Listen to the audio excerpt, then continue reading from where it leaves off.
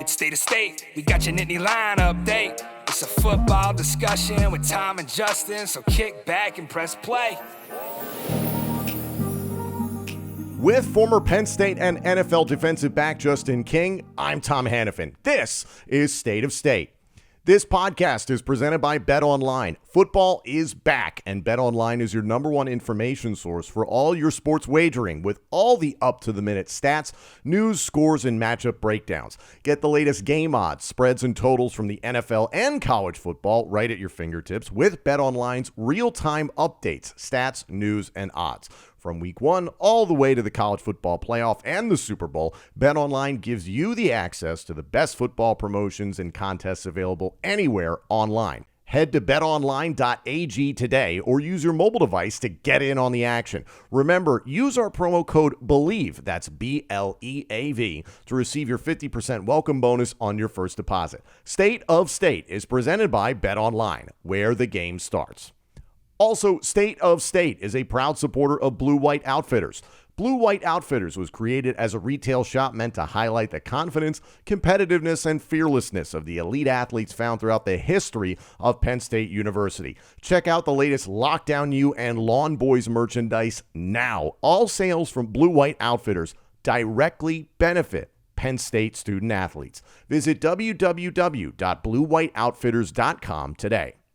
And if you're looking for the perfect beer for Penn State football season, we've got you covered with the State IPA. Special thanks to our friends at Funk Brewing for creating the best tailgate and game day beer for Nittany Lion fans. State IPA is available now at beer distributors, grocery stores, Funk's tap rooms, plus select bars and restaurants. Visit www.funkbrewing.com/beers/state-IPA to learn where and how you can get State IPA. Check out the link in the description of this podcast for more information. Must be 21 years or older to purchase. Please drink responsibly. Ladies and gentlemen, it's time to open up Big Ten play for the Nittany Lions. Thank you for tuning in here on State of State. He's Justin King. I'm Tom Hannafin. Penn State goes on the road for its first road game, first Big Ten game of the season this Saturday as a part of Big Noon kickoff on Fox at 12 p.m. Eastern. They will be in Champaign, Illinois against the 1-1 Fighting Illini. Justin, good to be back with you. Big thanks to Zach Kaplan for filling in for me, another Penn State graduate. Penn State broadcasting graduate as well, so love keeping that going. For everybody tuning in, like, comment, rate, subscribe. Thank you all so much for tuning in and being a part of this season with us. It's been a lot of fun so far.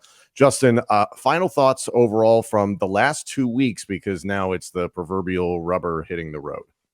I like where we're trending, right? At the end of the day, you come out the first week, understanding your offense, playing with some new weapons, win a game 38-15 and come out and obviously still not getting everybody involved into the offensive game plan, but distributing the ball well from Drew, establishing a run game early with both running backs, five yards a clip from Katron, and then from Nick Singleton, obviously 3 touchdowns in the first half, and blowing those guys out 63-7, whatever that looked like. So going into this week, you feel good about where they're trending as a team and a lot more in the tank for the rest of the long haul.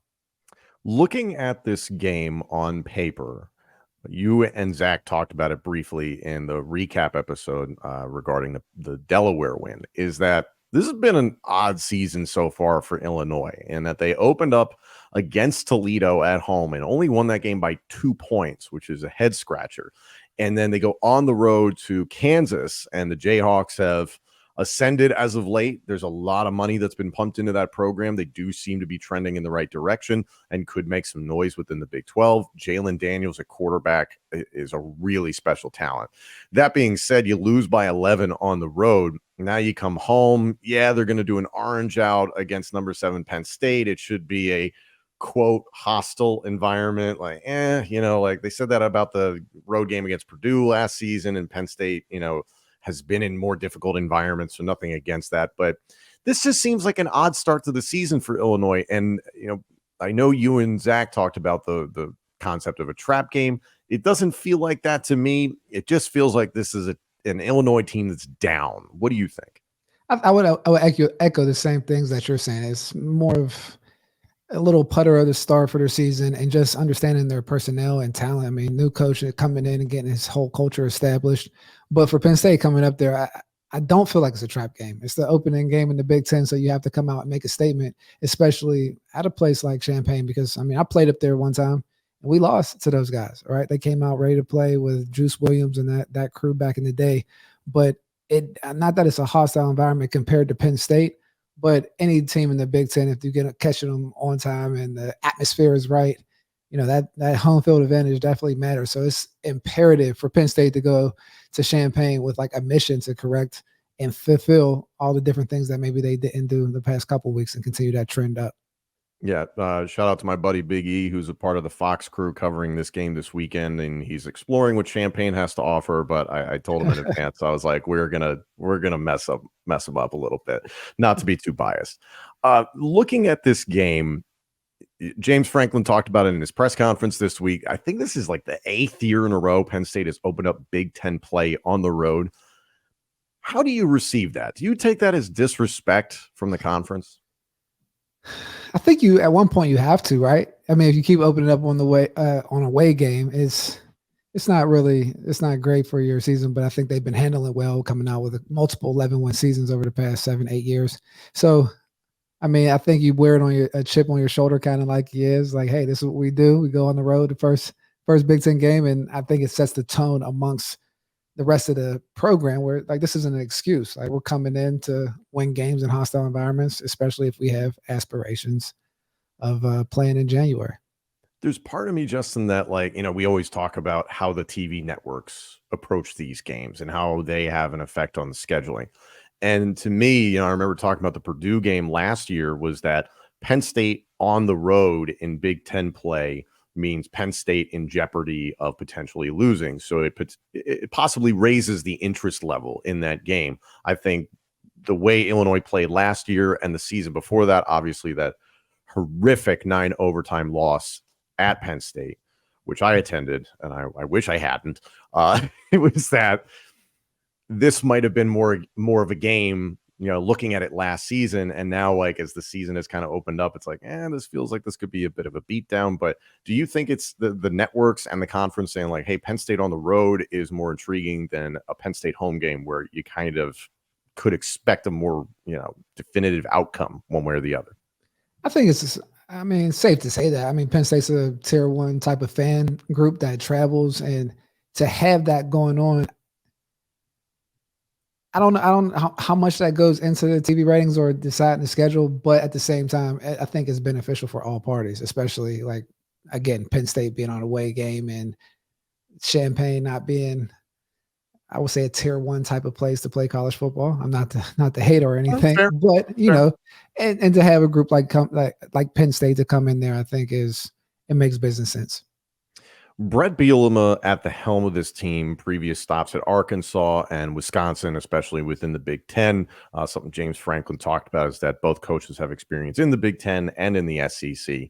When I think Brett Bielema, I think of the game, again, from 2021, 9 freaking overtimes in the rain, 20-18. That was a dreadful game, but that style that Bielema put on the field was tight line splits, run the football, a variety of different backs, play action, limited incorporation from the quarterback in terms of the passing game, and very much an old school Wisconsin style of football.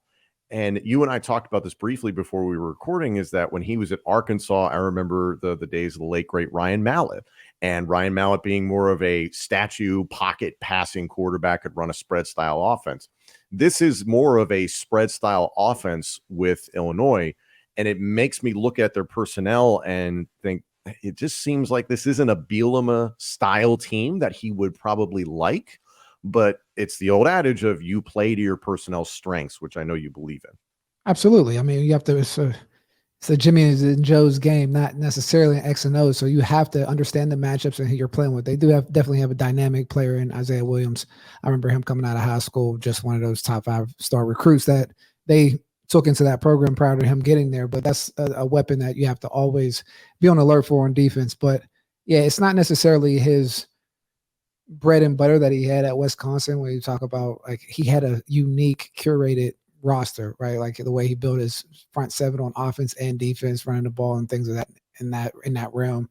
But the excuse for 3 to 4 years to turn things around now in college football has completely flipped now that we see what happened with Colorado. So it's hard to say how much longer does it take to get his crew or his type of personnel in Champaign. But I mean, he's a well-respected coach that you would think that he would find the matchups and lean towards his personnel when it comes to attacking Penn State.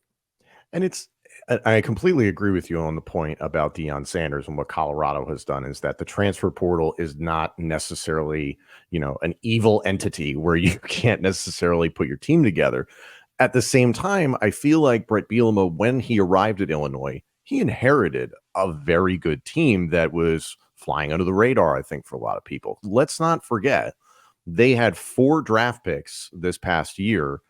3 of them were defensive backs in the first 3 rounds: Devin Witherspoon, Jartavius Martin, and Sidney Brown. And then Sidney's brother Chase went in the 5th round. And then on top of that, they had 7 more players that were either undrafted free agents or camp invites. D-tackle Calvin Avery, linebacker Isaac D'Arcangelo, quarterback Tommy DeVito, who was part of that play-action style of offense, 2 starting offensive linemen, another defensive back, tight end Luke Ford, and D-tackle Jamal Woods. So to me, it sounds like along the trenches, they're replacing a lot of pieces, and there have been guys who've stepped up, and James Franklin has talked about pieces along the defensive line that look very promising for Illinois and can cause some problems. They did that against Kansas to a degree. However, replacing those things in the trenches for Brett Bielema in the Big Ten, I don't know if I like this matchup necessarily. When you look at what they've done with their personnel early on, what do you think is a potential threat to Penn State on either side of the ball? I don't think there's a glaring threat. I think Penn State has the matchups or wins the matchup battle from a personnel standpoint, just in terms of the whole construct of the team. But if there's anything that we know about when it comes to Penn State, I think we still have to shore up that run. So we talk about clogging up the hole on defense, playing sound football, and just making sure that we tie that situation up. And then obviously attacking their defensive front seven, like, because when you're rotating guys in, whether it's coming from the transfer portal or anything in that vein, you just want to make sure, see what the stress test is for. So like we have the 2 running backs come out with the same mentality and identity that they did last week, with establishing a run, making sure the running backs getting to a rhythm and move forward like that, and see what opens up to Drew for the rest of the game. Because I think on the perimeters, I don't think they stack up just from man to man across the board. To your point that you made before, wide receiver Isaiah Williams is kind of the entire receiving core. Right. Not to be negative about the rest of the guys that they have, but he's the primary threat by leaps and bounds.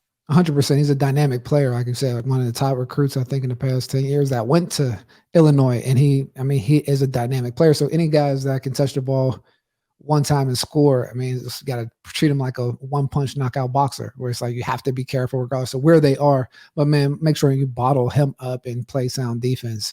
I think it's a little bit outweighed in Penn State's favor. James Franklin talked about in his press conference that you can expect 11 personnel, meaning 1 running back, 1 tight end, and usually 3 wide receivers, and they will vary from that. And it's more of a spread style offense, which does seem like a bit of a departure from what they were doing the last few years under Bielema with Tommy DeVito. As I mentioned, Chase Brown killed Penn State a few years ago, and I was on the record last season saying I was glad Penn State didn't play Illinois because their rushing attack was quite potent last season, and we saw the way that Penn State struggled against Michigan. So it was fortunate, and then Illinois started to stumble middle of the way through the season. So we kind of saw how they wound up, but I still believe they would have given last year's team some trouble. I don't feel that same threat this year, even though their tailbacks, Love and McCray, 2 guys that are holdovers from the last few years who Penn State has seen. So they're able to go to those guys. But then I come back to this being an offense focused more so on the quarterback. Luke Altmaier, transfer from Ole Miss, spent 2 years there and kind of got thrown into the mix. And you've seen what Ole Miss has done over the years with Lane Kiffin. It's like, we got the quarterback. And then 2 minutes later, we got another quarterback. And it was like Matt Corral. And then Luke Altmaier was supposed to be the guy. And then he was gone and Jackson Dart was in. And it just seems like this revolving door there. But Altmaier has oddly been the focus of the offense, and that's not what Bielema does. And again, you come back to playing your personnel. If the game is put on Altmaier's shoulders, I don't love that for Illinois, and I think Penn State is capable of making that happen. I love that for Penn State and lockdown you, right? You want those them to have some pressure on him when he's dropping back to pass and throwing into different opportunistic situations. I think when we talk about one of the areas that Penn State's defense continue to step up is that turnover battle. And I mean, Dom had a nice pick. I mean, almost a pick six last week, but had a nice interception and turnover. But for the back end to really get involved, I think this is a type of week where they'll have some opportunities that they have to take advantage of.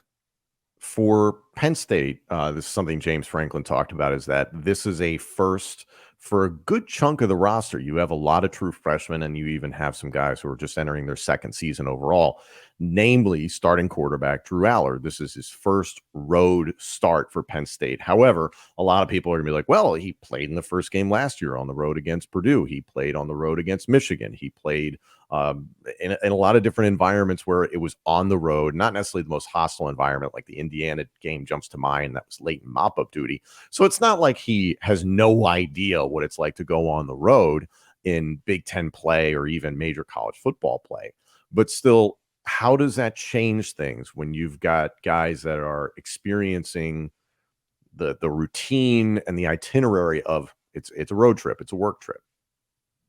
To be completely honest, I feel like Drew's routine is pretty elite in the sense of he seems like a mechanical guy when it comes to preparation, right? Like he seems like he's always doing his drills, whether it's on social media, whether it's pregame, I feel like for someone like him that he's been in the situation and traveled before, like he's not a true freshman. So him going on the road, understanding the dynamics, like he has a routine that he goes through. So he'll give himself enough time.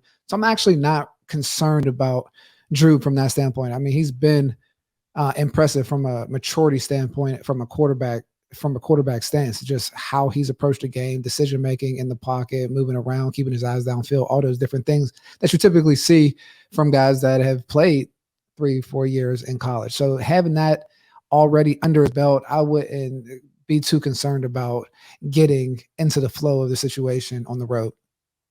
You and I have talked about it extensively over the first 2 weeks of the season, is the word identity, and identity for the offense in particular. And I thought you really nailed it in the recap of the Delaware win, was that the identity is that we're going to do whatever we freaking want.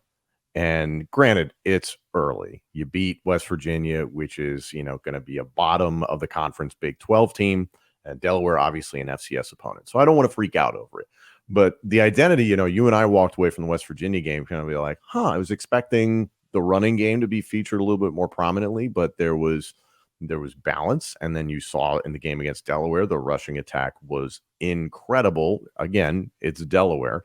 And then Drew Aller came in there and was 20-26, very efficient, wasn't asked to do a whole lot. And I continue to come back to the fact, Justin, that 9 wide receivers caught a pass in the first game. I believe 10 caught a pass in the second game. The identity is that if you're playing Penn State and you're a defense, you have to cover every inch of grass. That's the identity. 100%. I mean, it's just saying they have a large arsenal, but I think establishing that run first, it just sets a different tone on how the defense has to defend you. And it's just the fact that there aren't any limits to what the offense can do. I would dare it now. I came into the season like, hey, make them throw the ball. And I was like, all right, you have to pay attention to that a little bit more and make sure you have 7, mix the box, 7, 8-man box, send some blitzes, because there are a lot of different weapons. Like, again, I don't think the tight ends have gotten fully involved into the offense yet, even with the running backs. I mean, they had their quarters, but there was kind of a blowout to the extent. And last week, the receivers, you feed 8 to 10 guys, and there weren't any that I think had over 60 yards receiving. So, like, there hasn't been just that explosive, like hitting on all cylinders in the pass, hitting on all cylinders in the run. It's just like been a little appetizer here and there. So I think as the season progresses and we play better teams and Big Ten play, I think you'll see the offense come to light a little bit even more. Penn State fans, Smack Apparel has the best gear for talking smack on game day. Head to smackapparel.com today and be ready for week 1 with the Save a Couch Beat WVU shirt. Also, check out their Let There Be White tee for the whiteout game against Iowa at Beaver Stadium. There's also the Drink Up, Roar On tee, as well as the Saturdays We Are design. If you're watching this on YouTube, scan the QR code on the screen to take you to the website instantly on your phone. Visit smackapparel.com and use our promo code STATE10 at checkout for 10% off your order. That's STATE10. Again, that's smackapparel.com, promo code STATE10 at checkout. Why wear boring when you can wear Smack? Are you looking for undeniably good hair and beard care? Then Maestro's Classic is perfect for you. Maestro's has beard washes, beard oils, beard butters, plus hair gels, pomades, and now body washes. It's one brand for every man. Visit maestrosclassic.com, that's MAESTROS classic.com, and use our promo code STATE20, that's STATE20 at checkout for 20% off your order. Maestro's Classic, crafting a better you. How little of the playbook do you think Mike Yurcich has shown at this point? Because that's a factor. Yeah, I don't think he's shown. If I put a percent on it, probably 35% of the playbook, right? Between the different quarterbacks and rotating in. I think the first game we saw a different dichotomy of the runs, or whether it's just like more TRC and level concepts. And it kind of broke out to some just more run game situations and against Delaware. So I think moving forward, you're trying to see what the defense gives you, but it's the way he's playing it seems like you kind of said, we can do whatever we want to do, but we'll take this route first, or we're going to come out against your weakness. I think it comes down to those matchups and where do you attack first to see how they adjust. So you're always on the offensive or in the driver's seat when it comes to the game. You're not reacting to what the other team's giving you. In regard to the rushing attack for Penn State, want to focus on that against Delaware. And again, it's Delaware, but still Singleton, Allen, Trey Potts as well, Bo Prabula, even Drew Alber got involved in the rushing attack. This looked very, very promising. This is an Illinois defense that gave up about 4.5 yards a clip against Toledo, which is not encouraging, and then gave up about 6 yards a clip against Kansas, much faster team altogether.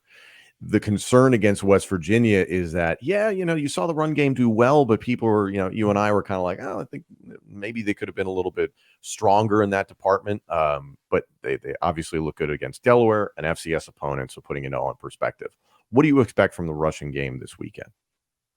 From Penn State, I mean, a little bit of what we've seen against Delaware, coming out with an intentional identity, like, hey, we're going to run the ball. And I like that they gave the running backs, it seemed intentional to have a nice flow of the game, whether it was Gatron probably the first quarter, or like the felt first, like it. It felt like the first quarter. I mean, give them a quarter, giving the other one a quarter, so they can get that rhythm and you can feed them the ball. You start feeling different things as a running back, whether it's like how is the defense attacking you, whether it's blitzes, whether it's like breaking tackles, just to see where the tempo is from the defense. And a lot of times you see that from the run game. And then when you have a quarterback as dynamic as Drew and the receivers all over the place, at that point, it's like, all right, what lane do they open up? And we just take advantage from there on out for the rest of the game. So I would think they would come out with the same type of approach, especially being an away game, especially with an orange out and all the different things that come into take the crowd out. When they talk about atmosphere and what can get guys excited, I mean, run game calms that down really quickly. Slows down the pace of play, all those things. You and I discussed it that in the press conference James Franklin held before the Delaware game, he was specific to single out Katron Allen and Malik McLean, but Katron Allen especially. And that stood out because Katron obviously got involved in the game against West Virginia, but he didn't play a big part. And then you just hit on it, is that Katron, I believe, was the lone running back for the bulk of the first quarter. Do you think there is a concerted effort by Penn State offensively right now to give Katron a little bit more of a role than Singleton?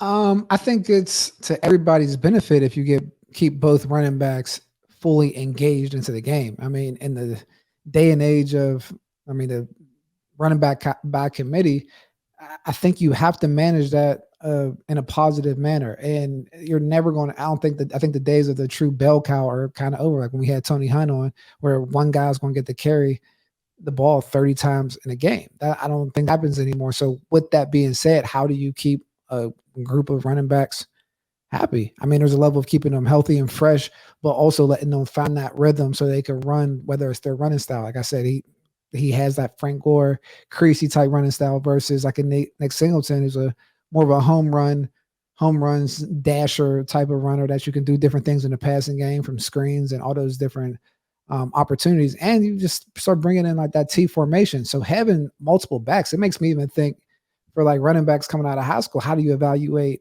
the situation that you're going into? Because partly, I think I would want to go into a running back by committee, right? When you just talk about the hits that your body's taking, how you can progress into your career. So I think the way that you manage the running backs carries is essential in today's game of football, and especially when you have two top, like tier one type of running backs. And also credit to Trey Potts in getting involved in the game this past weekend against Delaware. 7 for 59 along at 20. Nick Singleton, while he was at 12 for 47, 3 touchdowns. It's like it's a great ratio there. Nick really has yet to break a long one, kind of like we got accustomed to, like that Auburn game early on last season. There's Nick Singleton bursting down the sidelines, and it just seems like he hasn't broken that play yet. Is it just a matter of time, in your opinion, or is it a fundamental change, something different? No, I think it goes back to that rhythm I was speaking about, whether it's his running style. He hasn't gotten the ball to an extent, maybe like 18, 20 carries, but I'm just thinking it hasn't happened yet, to be completely honest. And by they got into the third, fourth quarter, they've been out of the game the past 2 weeks. And so I think it's just a matter of time, to be honest, just based on his running style and his ability. Once he gets in the second level, you're always holding your breath, because you had thought if they would have kind of came out with the same approach that they did against Delaware versus West Virginia, I guarantee he would have broke one if he had the whole first quarter to take those run plays, because he was getting 5 yards a clip, getting into the secondary, and he's that type of player. It's just one missed tackle and is off to the races. If anything this year, and tell me if you agree with this or not, is that his ability to run in between the tackles, inline running north-south, has improved. Not to say that it was bad in the first place, but a lot of those plays that he broke early last season, like I'm thinking the Ohio U game, I remember him getting to the edge and beating a lot of arm tackles. Now, again, it was against lesser competition that he was doing some of this against, and it's not to say that he didn't do it against bigger competition. But once you saw the competition scale up within the Big Ten and beyond, you did see him get to the edge, and it was like, yeah, you're not going to be able to break those against Big Ten defensive ends and Big Ten outside linebackers, et cetera. They are going to get to you. But for me, watching the way he's played the first 2 weeks, there is a commitment to running between the tackles and making guys miss and just making good decisions with his cuts. Would you agree with that? Yeah, I would definitely agree. I think they both run in an efficient manner, but especially Nick this year. Maybe that's why we haven't seen some of the home run plays. We're looking for the home run where it's more of a north-south attack and making sure you're getting your foot up the ground and getting those hidden yards instead of 2 yards of carry from trying to press on the edge. You get 4 to 5 when you're like getting north and south and delivering a blow at the point of contact. So seeing him continue to bring that into his game just makes him a deadlier running back. But with that being said, it's more of an efficient running style to the point of you got to get in rhythm sometimes to break those long ones. But he has the ability to be a one-touch guy, so it's just a matter of time. I completely agree with you. I want to go back to the way Penn State's offense matches up against this Illinois secondary. Obviously, that's been your bread and butter for a long time, Lockdown U. This is a secondary, as I just mentioned, sent 3 guys in the top 3 rounds of the NFL draft, plus the 4th went undrafted into the National Football League. Witherspoon, Martin, and Sidney Brown. 3 really talented guys. How significant of a drop-off is that for Illinois? Anytime you lose 3 NFL guys, it's a significant hit to a core piece of your defense. Like when you talk about the back end, having 3 guys that go off and that can play on Sundays is I mean, that's a huge hole to fill.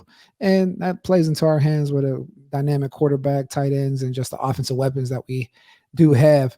But I mean, it's tough unless you start building depth, like kind of how Penn State has, where you see young guys like a Zion Tracy, like King Mack, and those guys where you see that promise as a freshman, and they're getting sometimes they get some snaps in the game, but you have a first round corner in Kalen King. You have a mid round guy in Johnny Dixon, and it really just shows that you need depth in that back end. So I'm not necessarily sure if Illinois has had that or been able to replace those guys, especially with a new coach coming in, like what was his name? Bielema. I always messed that up. Brett Bielema.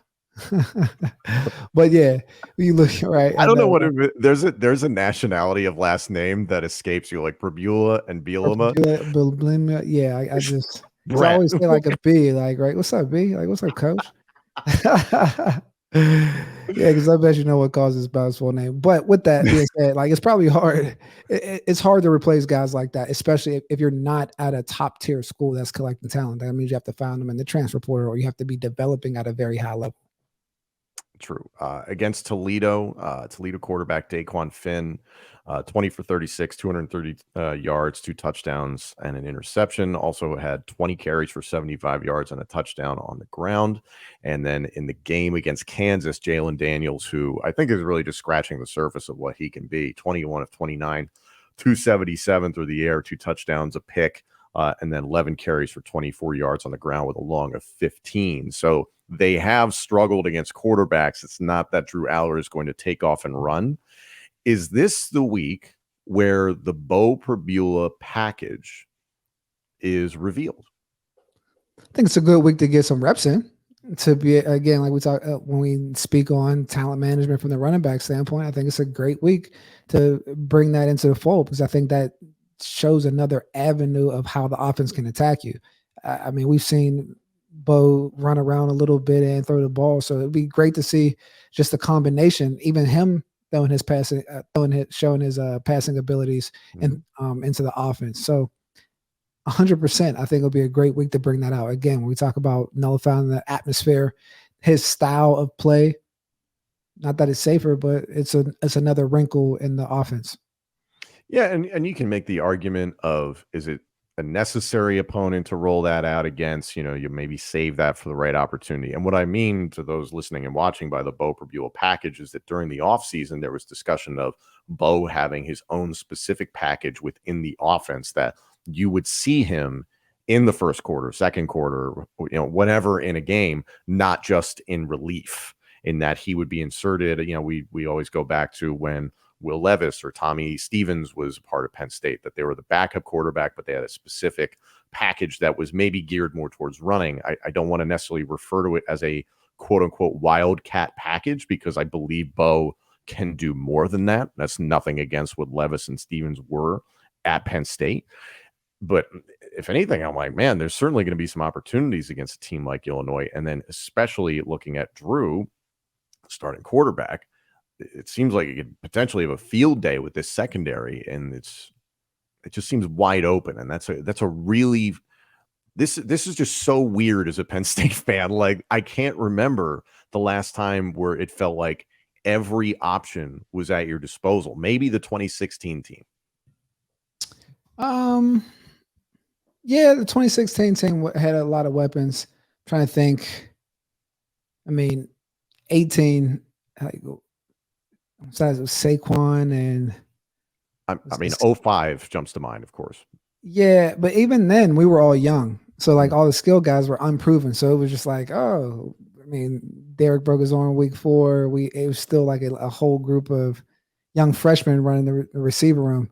But there was a time where we had Jahan, KJ, and Saquon and Miles all within the same group. And then I forgot the tight ends there. And then Trace always made you feel like you had a chance of winning. So I would think that 18 team, when they beat Pitt by like 40, like that was that Fiesta Bowl year.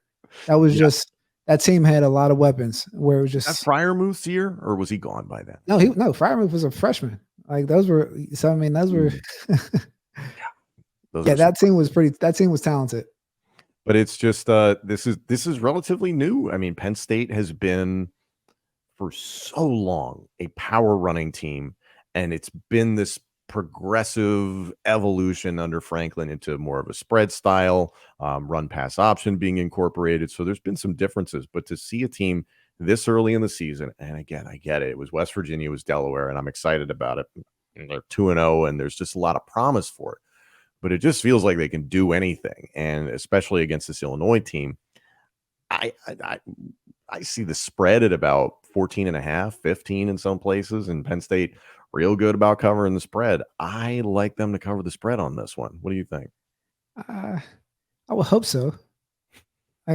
That's where I would go. Yeah, I mean, even when it comes to the game, like, I'm still getting caught up on just the spreads and what's going on. I'm like, it should be a blowout. I don't know. 15 points? Absolutely. But I think it comes based on how they set the tone at the beginning of the game. Because like I don't think you want to get into a dogfight just in case the run game's not figured out and they keep Coach B starts running the ball and we can't really stop it with the new rules in college football and run the clock out a little bit. Yeah, that is a good point. Don't want to keep it close. I think just getting in there, establishing the run game, and then just opening it up from there and just run them out of champagne. You and I haven't talked about that. Obviously, that's a new rule this year. The clock does not stop automatically for the chains to reset on first down. How do you feel about it? What have you seen from the first 2 weeks of play? Do you like it? Do you not like it? I have two perspectives on it. Like I understand why, right? Because like even just for throwback from the past when we were at the XFL, just understanding what the fans wanted from the game of college football or that segment, that fan segment, and they wanted shorter, more rhythmic games. Obviously, that's what the fans wanted in the totality, but the coaches were always against it, whether it was speeding up the play clock, making sure that the game clock ran at certain times to make it more condensed and more of a viewable experience for people watching the game. So from the fan standpoint, it was like I seen it where the numbers said that that's what they wanted. But at the same time, I understand why coaches don't like it because it changes your game plan and how much time you can operate. And it's a tool that you have to adjust with. So, I mean, I'm kind of in between. I understand both, but I like the shorter games, to be honest. Yeah. I mean, like I'm a college football junkie, so I wasn't necessarily complaining about I think James Franklin has said it's like, you basically wind up losing 10 plays.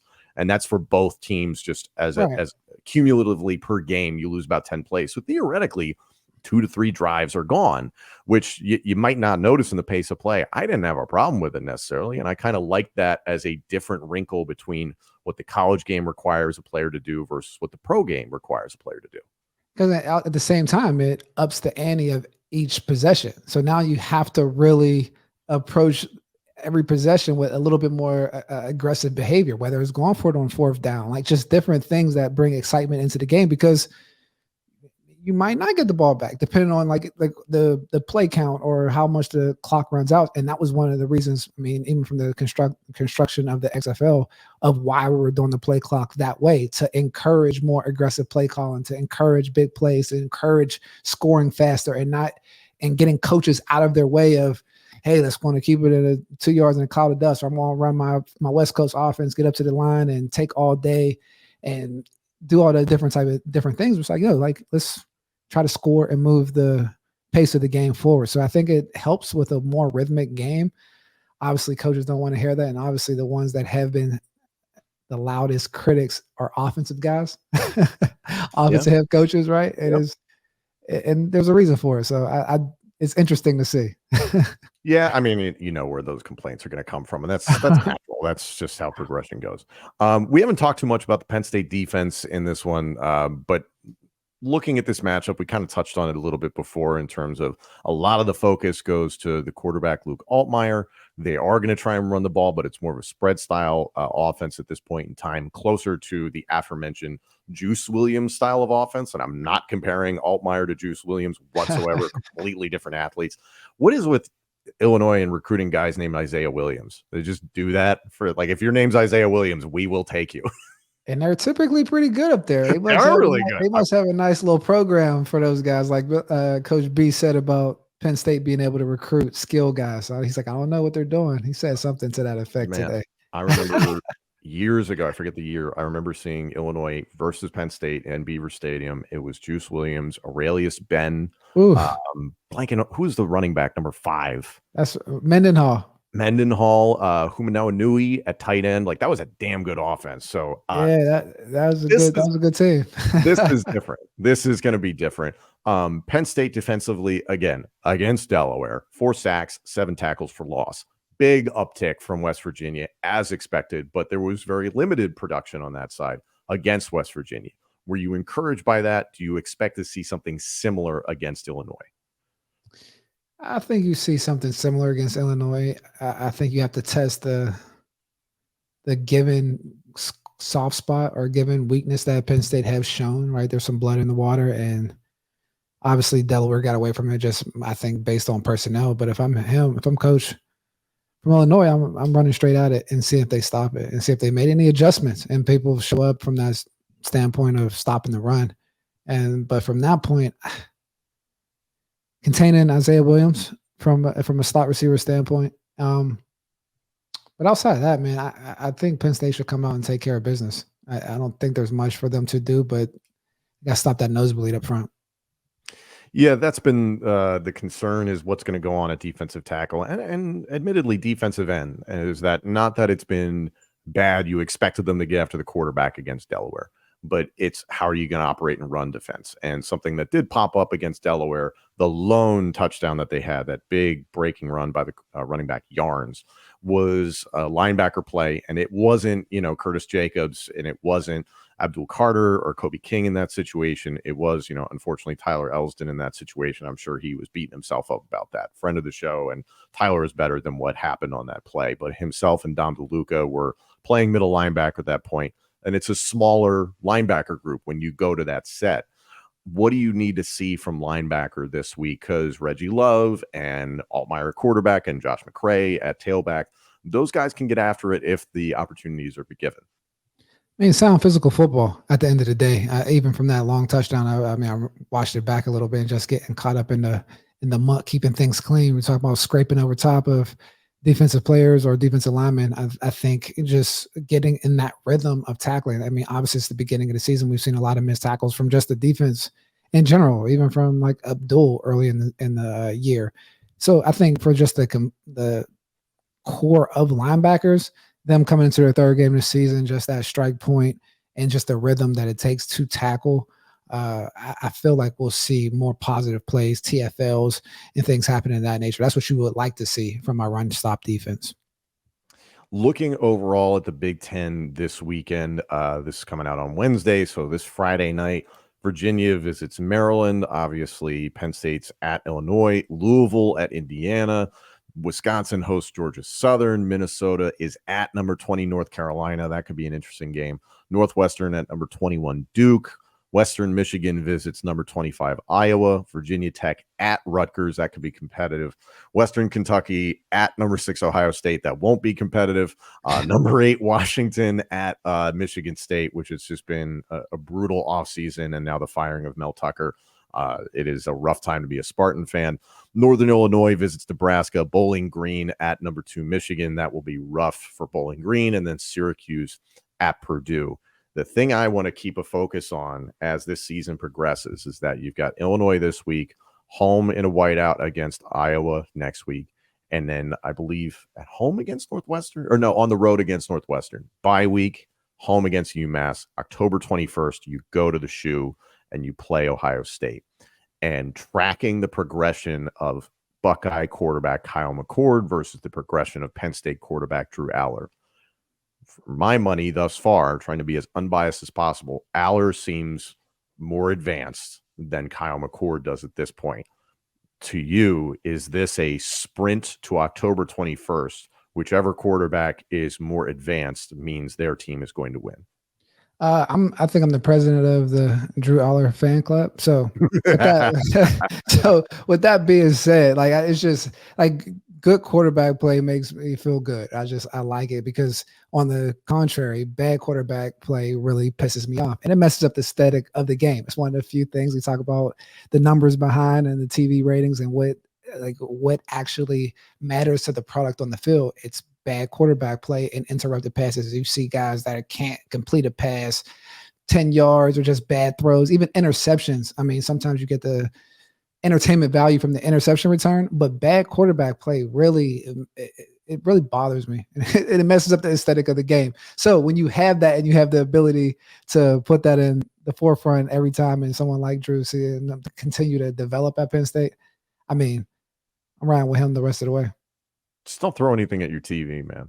No, don't do that. Honestly, I mean, I do hope we see the Bo Prabula package. And even if it's not in this game, I'm excited to see what it could be. And it might not be until against Iowa. Hell, you might not see it until against Ohio State. I'm okay with that, to the point we were saying before about Mike Yurcich. How much do you keep under wraps until you really need to roll it out? I'd be totally fine if you don't see that package until October 21st. However, this could be an opportune weekend to do it. Thank you all so much for joining us. Hop in the comments section, hop on social media. Let us know what you guys are thinking about this game, where you're betting potentially, but on top of that, what you guys feel overall about Penn State going into their first road game and their first Big Ten game. So Penn State versus Illinois this Saturday on Fox at 12 p.m. Eastern. Thank you all so much for joining us. This episode and our entire library of shows is available now on YouTube, Apple Podcasts, Spotify, Google Podcasts, TuneIn, and wherever else you get your podcasts. And of course, let us know what you think of the show on Twitter at TheKing1 and at Tom Hannafin. State of State is presented by Bet Online.